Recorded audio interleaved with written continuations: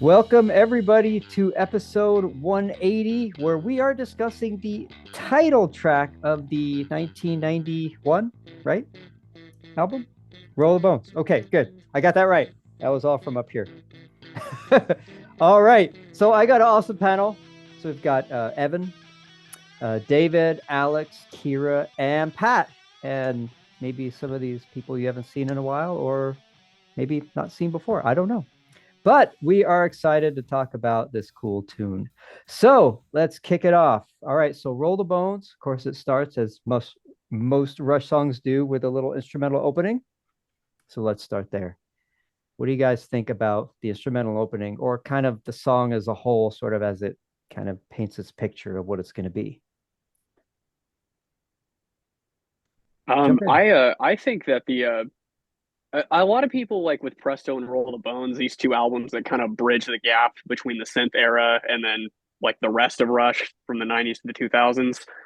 A lot of people like to point and say, "Oh, I don't like the way that Neil's drums sound, like they're tinny." I've heard is the word. Yeah. Um, but for Roll the Bones, like the song and the whole album, I think the drums sound incredible. At least in the Mm. intro of this song, I really like the sound of Neil's snare. I like his cymbals, and I think Alex's guitar tone is like on point on this record. I really enjoy it. Oh yeah. Yeah, I agree. I mean, it I always kind of thought that like in this era, like I kind of agree that the sound, could have been a bit more beefy. I do think Neil's drums sound great, and if I memory serves me right, I think he's still sporting the Ludwigs here, and I absolutely loved his Ludwig kits. So yeah, I agree. The guitar work that Lifeson's doing, it's kind of like with Show Don't Tell. He sort of Mhm. has. I'm not going to call them funky chords, but maybe we will. He's really leaning into the treble voicings, playing a lot of suspensions. That's something that you started to see him do more, certainly in the '80s, when he kind of shook free of some of the heavy riffing, and which I'm sure Yeah, there's bound to be someone who might want to leave a comment about shaking free from heavy riffing. Well, got to mix it up. That's part of being progressive. yeah, Um, but yeah, the idea is that he kind of went, this era. You talk about the drums being tinny. The guitars have a brighter sound at that point, based on the way they were, just all the yeah, gear they were using. yeah. That's true. True. And think of what those chords. I mean, I love Alex those full six-string chords at the beginning of that, and what would that sound like if it wasn't bright? I think he Mm, nailed the tone for that sound. yeah, yeah, yeah. It's cool. Yeah, there's a real Well, groove and like Alex had talked about like it's not like funk, but there is a bit of a funk light-ish feel to it in a groovy way that kind of gets me, doing the head bob a little bit. yeah, It's luring me yeah. in. That's a good good way to describe it. I kind of always thought of this song as like a little bit more leaning towards like pop-ish, not really 100%, but moving that way. But I think sort of the funk and the groove part is pretty spot on, and I think that applies to more than just this tune on the album too. Well, that's. I mean, I brought that up on one or two other roundtables we did, where there was the quote that one of them had. I think Getty and Alex were on Rockline in the fall of 1993, talking about counterparts, and they made a reference to being as funky as three white Canadians could be. So it's sort of yeah. Oh, that's great. Awesome. All right. Well, let's hit that first verse, Sarah. So I'll read it off and then we'll take it from there. All right. Well, you can stake that claim. Good work is the key to good fortune. Winners take that praise. Losers seldom take that blame. If they don't take that game, and sometimes the winner takes nothing. We draw our own designs, but fortune has to make that frame. All right. What you think? Neil's already bringing in the reference to dice, to games of chance. Yeah. I mean, Yeah. it's roll the bones, you're rolling the dice. I added to our discussion, or sort of part of the manifesto that I offered, references that bones being applied to dice, what I have on the screen in front of me, the slang term that was first recorded in 1897, but bones in regards to dice was around as early as the 1300s with the Partners' Tales from Chaucer, which it's hard to imagine that someone like Neil might have read the Partners' Tales. Obviously, I'm being sarcastic. You know he read that thing. Yeah. Yeah, exactly. Yeah, one thing that strikes me too about that opening verse, because the whole song is about randomness, contingency, things you can't control, right? We're just here. It starts out with this idea, well, if I just work, that's the key to good fortune. And so therefore, if you don't have good fortune, it must be because you didn't work. Right? So it kind of challenges this idea that your state in life is entirely up to you.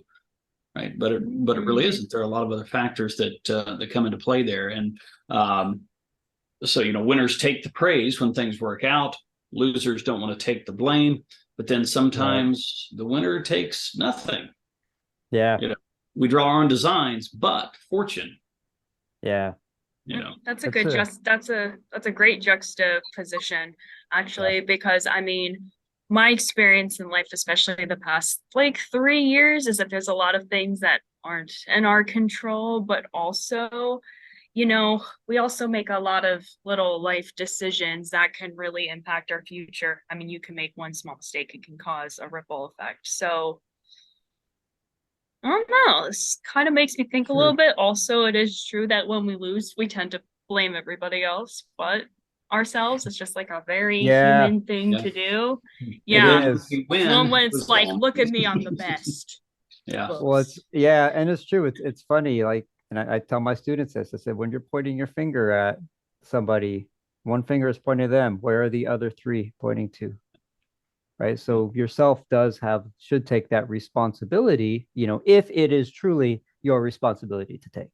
Yeah. So that's for sure. Yeah. And I tell my toddler that too, Jim. I know you like the Stoics, right? So the Stoics believed that there were things we could control and we needed to take responsibility for that. And there are things that we couldn't, so we just had to roll the bones, roll with it. I mean, no Stoics ever said roll the bones, but roll with it. And so there's just really that kind of dance between things you can do something about and things you can't. And that's somewhere in the middle is where we're at. That's true. Ooh, I love that you said that, because it's almost like, where is this middle point from 2112 where you can't get something for nothing, and the larger bowl where some people are just born with the bad hand. So it's Neil growing up and moving from something to nothing to the larger bowl, and recognizing that life's not a meritocracy. Right. It's like, I have free will, but then sometimes I don't. I can't always choose. Even in the same record, you have that juxtaposition, and we tend to be drawn to the part. What's that? Marathon's kind of a part of that stream of line of thinking as well, because that whole song is a metaphor for life. By the way, you all should go watch that discussion, because that's a really good deep one to do with Alex and I. Just a little shout out. Good. Cool. Yes, I have to do that now. All right. Well, let's keep it going. Right. So we go out in the world and take our chances. Well, I think that's pretty much what we're kind of saying. Fate is just the weight of circumstances. That's the way that Lady Luck dances. Roll the bones. And then, why are we here? Because we're here. Roll the bones. Why does it happen? Because it happens. Roll the bones.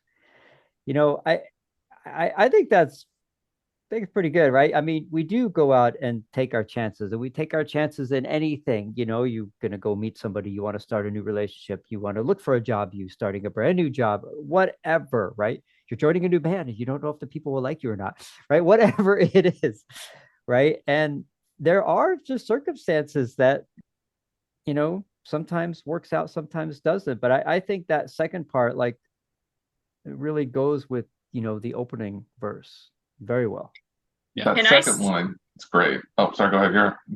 No, I just want to say, I'm going to say this about the whole song. This song has got quite a good beat to it. If you need something to, to dance to. So some people say Rush isn't danceable, and I'm like the one that's like, no, Rush is danceable. I dance to Rush all the time. But Kira can dance to YYZ, you guys. So yes, I can dance to YYZ. That's why in our group I'm nicknamed the dancing admin, because I can dance to. I feel like I can dance to any Rush song. But this is this is a great, catchy, kind of poppy, but not cheesy beat. I really like it. I actually have a cute story for you guys, but my first time like listening to this album was when my mom and I were painting my room, and I think I was 8 or 9. So I had like the roller kind of thing. You know, I'm a kid. So we're listening to Roll the Bones on the boombox, like the album. And this song comes up, and I don't know what it was, but I really enjoyed it. And I was sitting there dancing, jumping with the roller pin. So this one has always been like a favorite. I don't know. It's just got like a great beat, and this song, you know, Bravado comes before it, and Bravado's pretty emotional. At least it gets my emotions going. It's not heavy. It's just very poignant. You know, really gets you in the feels. So this song is kind of nice and loose, and sort of just one that you can turn your brain off to. Yeah, for sure. I enjoy this chorus, is what I'm trying to say. And you all should dance to it with a roller with paint on. There you go. There's plastic on the floor, paint everywhere. Yeah. I do agree that the chorus is definitely like I think you can dance to it, definitely. But for me personally, it makes me think a little bit, because I don't know if this is going to sound strange at all, but when it comes to those like deeper existential questions about life, like, you know, where do we come from? Where are we going? I personally have never really cared to learn the answers to those questions. And I like what Neil is saying here. Why are we here? Well, because we're here. That's all that matters. Now roll the bones, play the damn game.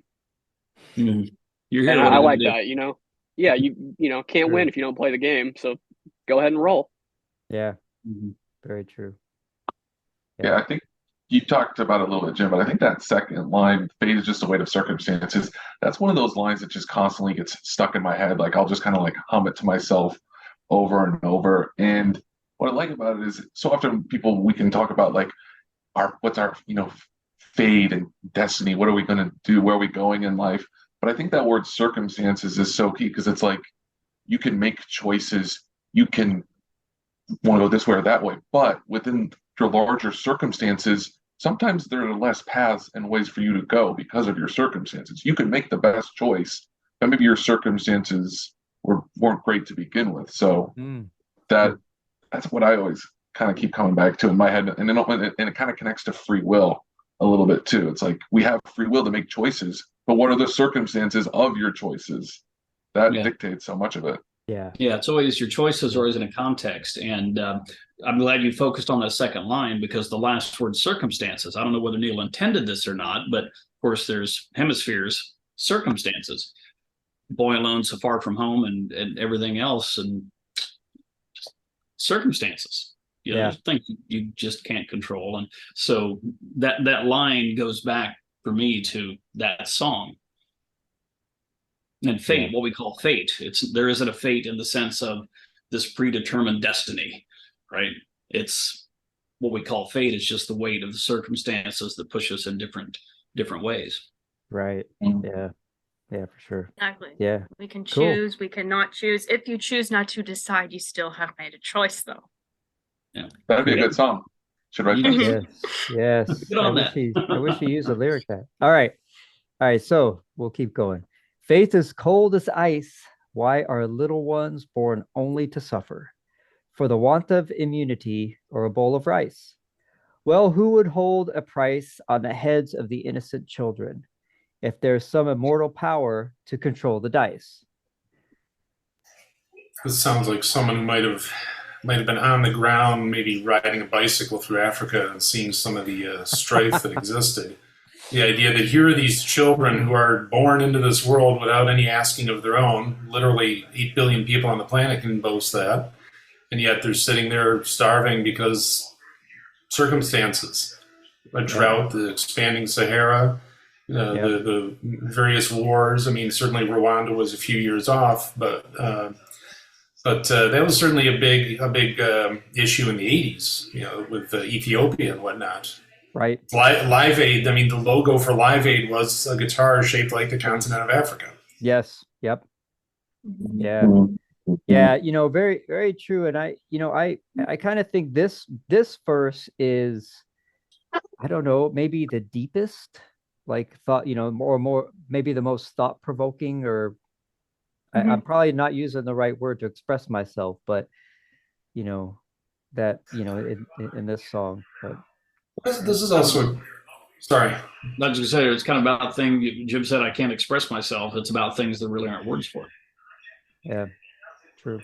Well, the idea too. I mean, certainly at the end of the, towards the end of the career with the song "Faithless." I mean, some of this is a go-to argument in the atheist circles as far as the idea that if you have some immortal power to control the dice, why are they letting people suffer for no fault of their own? There are individuals who are living behind iron gates, and there are children who have flies all over them and extended stomachs because they haven't eaten in days. Yeah, very true. And the only thing that happened with them is they were just born into it. Like that's their chance, I guess, that happened. It's horrible. It's a horrible thing, right? But I think that's what he's trying to say there. Yeah. All right. Well, we'll keep going because that's a sad one. All right. So we come into the world to take our chances. That kind of follows pretty good. Fate is just the weight of circumstances. That's the way that Lady Luck dances. Roll the bones. And then repeats the why are we here? Because we're here. Why does it happen? Because because it happens. And repeats it again. And then why does it happen? And then they go into an instrumental piece. Right. So he did change the wording, from we go out into the world, we go out in the world and take our chances, to we come into the world and take our chances. So there's, I guess, two ways then that he's viewing this. I'm guessing is we come into the world, right? And as you were saying, Alex, like you're born of the circumstance of what you're born into, that you've no choice, right? But then going out into the world and taking chances, maybe you conscientiously are trying to do something. That's how I'm reading that anyway. So one of my favorite things that Neil does is he takes he repeats a part, but then he just tweaks one or two words, and it gives it a different meaning, and then it just really lures you in as a listener because you're like, oh, wait a minute, was that word slightly different? And then you're like, either you might rewind or re-listen to the song, and then you're really listening to these specific parts to catch the differences. Like off the top of my head, I know he does it in Tom Sawyer a few times, and just the genius of the Neil. Yeah, so it's just this is one of my favorite things that Neil does. It's the best. Oh yeah, very true. I mean, we also don't get to choose, that we're born and that we did come into this world. Right. Yep, for sure. I don't know. It really it makes you think too in the other way. Some people are so afraid of, the world, so afraid of risk, of taking a chance that they don't go into a world and they isolate themselves. People that we consider like a recluse. Yeah. Yep. And we can choose to do that too in stressful, situations. I mean, look at what Neil went through with losing his daughter and his wife. Yeah. And reading anyone that's read Ghost Rider, I highly recommend it. But, Neil could have just cut everybody off, right? And didn't speak to anyone, but instead he traveled because he was so lost and he just needed to find himself, and what he was going to do. So you can also think about it. You can think about it that way as well. Yeah, that's true. Very true. He made the choice to travel and actually go out in the world and try to find himself, which I'm sure was terrifying, especially considering he's a very humble, very reserved person. He doesn't like to really meet fans. He just thought of himself as just being a normal guy, which I really admire. R.I.P. Neil. Yeah, for sure. Right. Yep. All right. Well, after that, we get into the guitar solo. I have a odd feeling that a couple people may want to say something about the guitar solo. No, nothing technical. We could look at it on the screen. There you go. I mean, it's classic Alex, not just playing a scale or a riff, but creating an atmosphere. Yeah. Yeah, that's always been one of his biggest influences for me was the idea that he was creating something melodic. It wasn't. I mean, in the early days, of course, he would have been playing some more licks and stuff like that when you're, Right. first couple of albums and you're still 20 years old. But certainly by this time, every song gets its own melody, its own melodic bridge. Well, actually, I shouldn't say bridge. The bridge is coming up next. I'm already getting ahead of myself. Yes. Yeah, and I agree on his solos with you guys. I mean, his solos are melodic and they do create an atmosphere and sort of and they sound like they belong to the song. It's not like, and I know I've talked about this before in the past, right? It's not like a shredder solo where it's just an excuse to just see how many notes can you play before the solo ends kind of deal. He actually almost has a theme to his solo that you can listen to and follow. It puts you into the mood. Yeah, it does. Song. Yeah. I'm not a musician, so maybe someone else can speak to this more, but when I listen to this solo, it almost has like a very light, kind of almost jazzy feel to it in a way. Does anyone else pick up on that or hear that, or am I just crazy? Like very lightly, but just I don't know. That's kind of the feel I get when I listen to this solo at times. Not I like think it's it depends on the jazz you're listening to.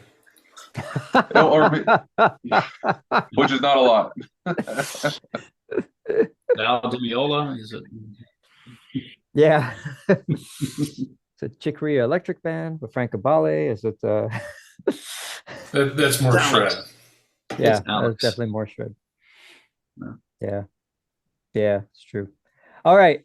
Well, then after this, we've got the rap, which I think a lot of people, and I think Rush included, may have said that this was kind of a little experiment for them, or at least something different, right? So I think maybe let's read the lyrics in two parts because this is a long rap. So the first part, Jack, let's see if I could do this without actually rapping it because it's very hard. Jack, relax, get busy with the facts. No zodiacs or almanacs, no maniacs and polyester slacks, just the facts. Gonna kick some gluteus max. It's a parallax, you dig? You move around, the small gets big. It's a rig. It's action, reaction, random interaction. So who's afraid of a little abstraction? Can't get no satisfaction from the facts. You better run, homeboy. A fact's a fact, from numb to Rome boy. All right. First half of the rap. What y'all think?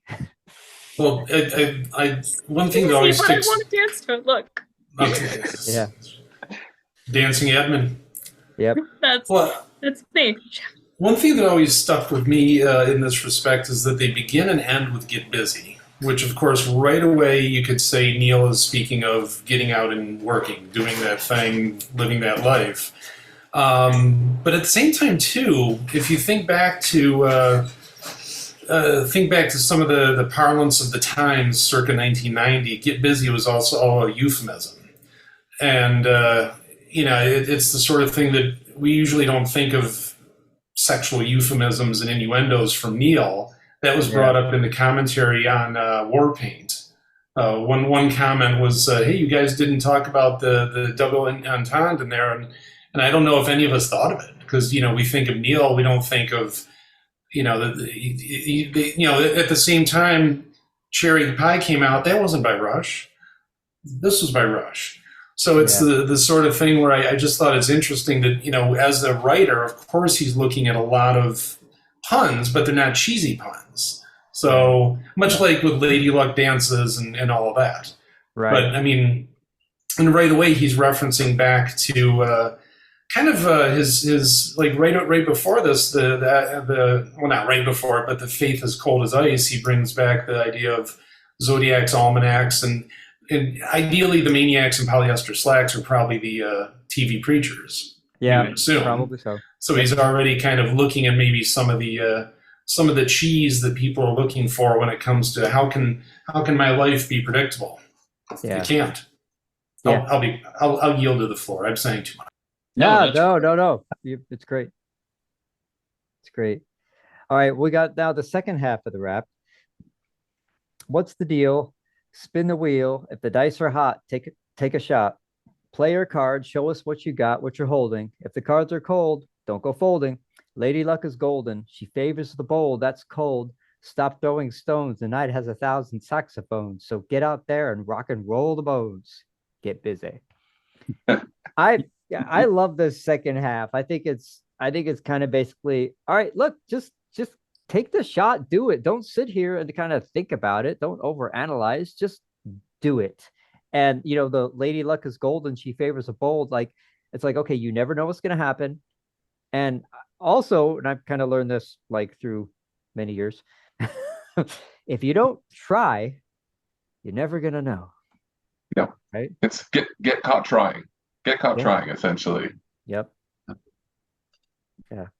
And for some reason, I don't know why, but I love the line, "The night has 1,000 saxophones." Yeah. Me too. I love that one too.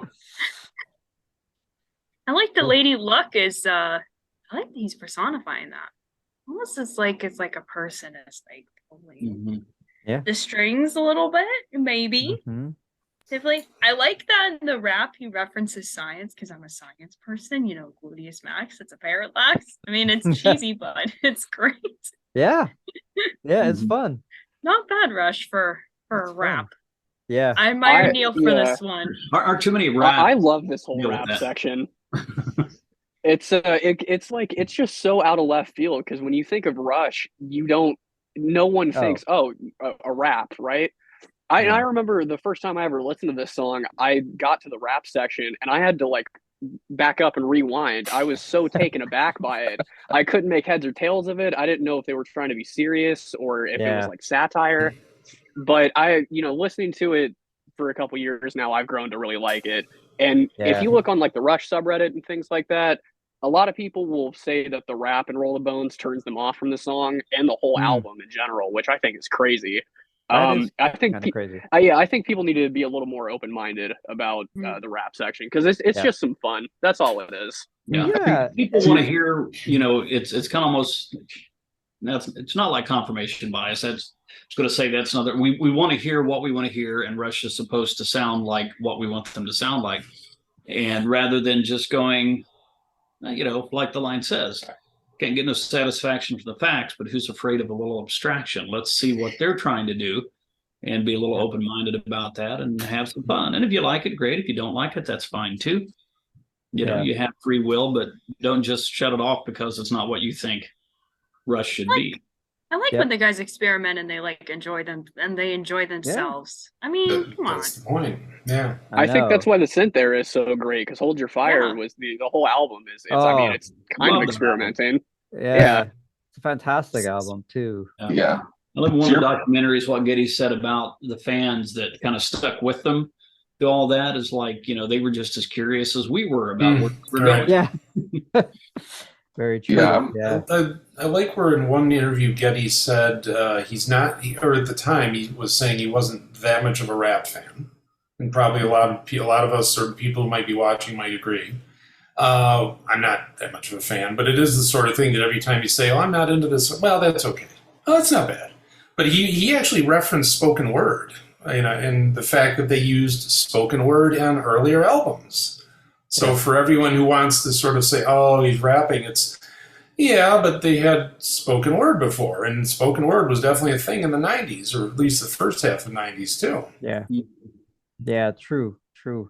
And I think it's funny because people really focus on the actual rap part, but the music behind it is I think is interesting. I think Neil's drumming is a little bit reminiscent of hip hop and some new wave at the time. Really, really basic. I've heard like a bass and a snare sound, do cha do cha, and that's kind of all.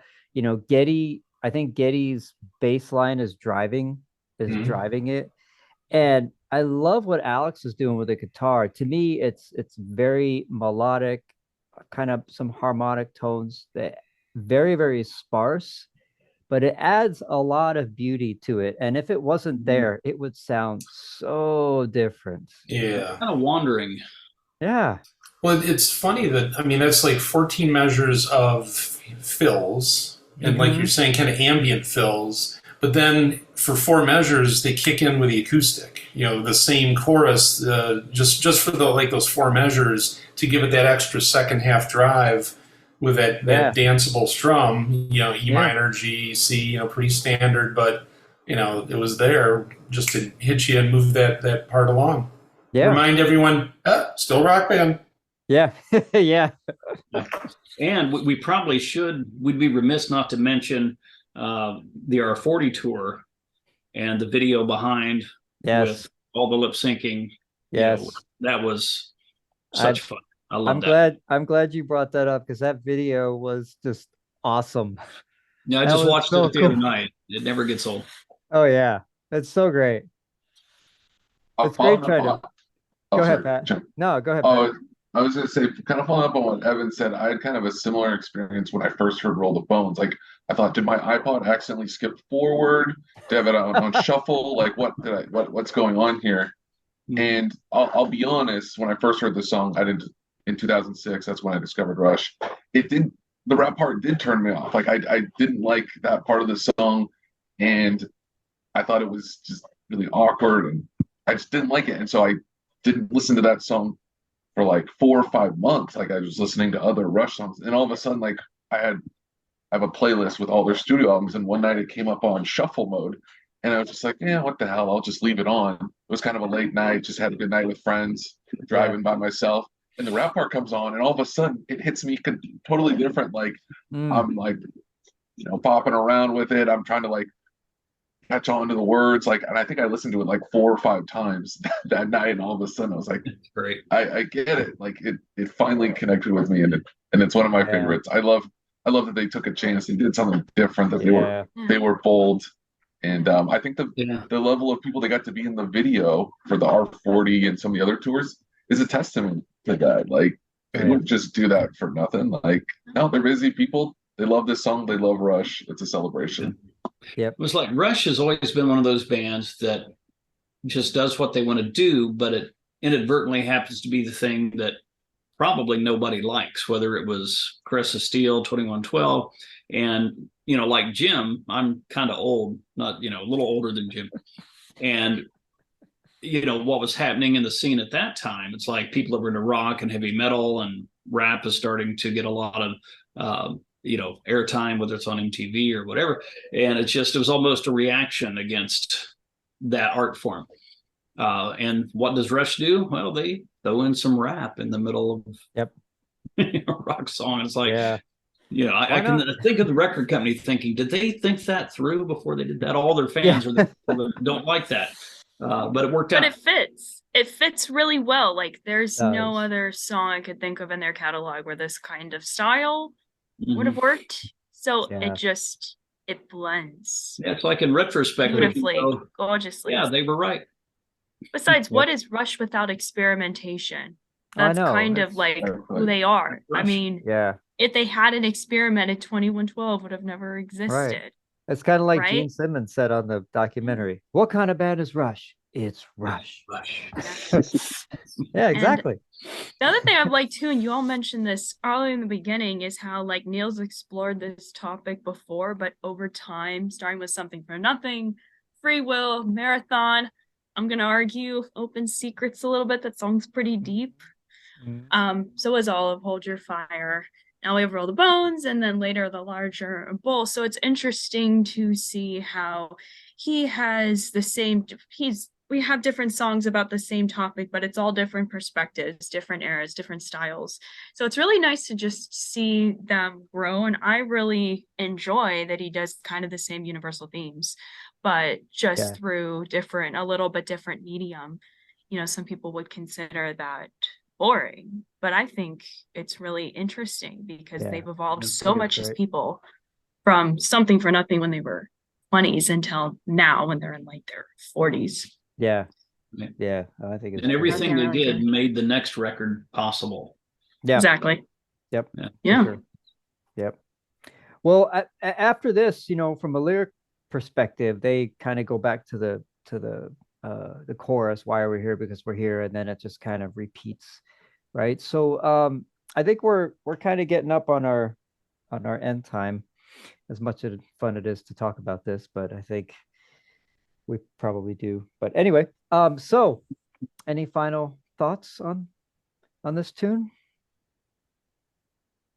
To me, I love this song. It is so much fun. It's so catchy. And the line, Lady Luck is golden, she favors the bold, that to me sums up the song and Rush in of itself. They were bold, and that's why they were golden and had so much success over their career. Great point. I'm glad that Roll the Bones got like the song, not the album, but like I'm glad that Roll the Bones got as big as it did.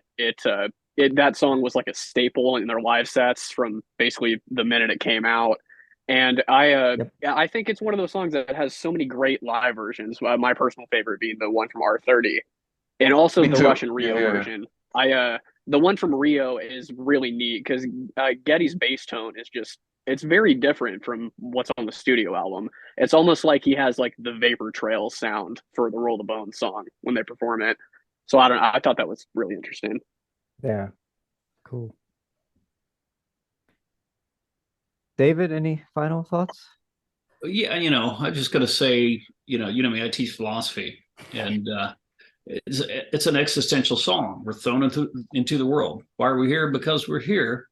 Well, Jean-Paul Sartre would say, existence precedes essence. Here we are. We have to make ourselves who we're going to be in the weight and fate of circumstances and whatnot. But you got to go make choices.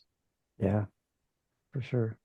And then take responsibility for them. That's kind of the downside. But, yeah. Oh, can we leave that part out? Yeah, I know. Edit that out. Oh, darn it, on this mature thing to do. Yeah. Alex, you have anything to say? Or? Overall, this you figure lyrically, it's a good, I think Kira was mentioning some juxtaposition earlier, and in this respect, you figure there is that, I don't know if it's kind of a heavy message in some ways, and but the music was meant to be light. It's a nice way to present things to people in that respect. So it just, people, oh, hey, I'm dancing. And then, oh, what are we saying? Yeah. I don't know. Pretty straightforward for me. Yep. Cool. I'm here. Awesome. Why? Because we're here. Yes. Yes. All right. Anybody else? This song is great. Fun, straightforward, a strong and simple beat that you can dance to. I thought you would bring that up. Superconductor. You get a little bit of philosophy. It's a little lighthearted. I like when Rush breaks up their more heavy songs with some lighter tunes. So this is just a really nice, fun one. Not very deep, just one you can just kind of listen to in the car and just enjoy if you need to clear your mind. So yeah. Good underrated song. They're very serious. Embrace the fun. Turn it up. They're not. It's all of Rush gets in that song. All right, awesome, guys. Well, thank you very much. This has been a fun discussion. I think we could continue for longer if we were given the time, for sure. But to all you guys, what? Say that again, David. We want people to keep watching, so we can't do 5-hour episodes. Yeah. Oh, darn it. All right, but for all you people watching, let us know what you think of this song. Let us know what you think of the rap. Let us know what you think of the song as a whole and of the message and anything. Don't forget to hit the like and subscribe button, and we'll be back with some more stuff from the Roll the Bones album on our next ones. Until then, thanks, guys.